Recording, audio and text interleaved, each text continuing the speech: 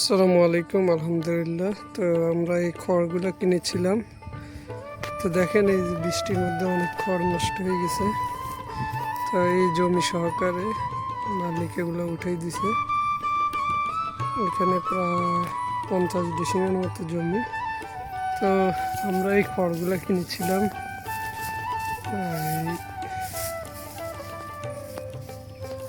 3000 টাকা।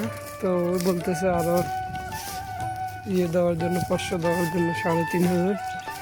যাই হোক, আসলে এগুলো উঠানো অনেক কষ্টের। তো এই যে দেখেন খড়গুলো অনেক নষ্ট হয়ে গেছে। এগুলো উঠাইতে আরও 3-4 হাজার টাকা লাগবে, বাড়ি পর্যন্ত অনেক খরচ। তো অ্যাকচুয়ালি এখন বৃষ্টির কারণে খড়ের দামটা কম, কিন্তু এগুলো শুকানো এরপরে যে মেশিন দিয়ে লওয়ার কারণে এই যে মাটি অনেক খড় নষ্ট হয়ে গেছে। এগুলো মোটামুটি শুকনো আছে। তো যাই হোক, এই অবস্থা আমাদের চাঁদপুরে।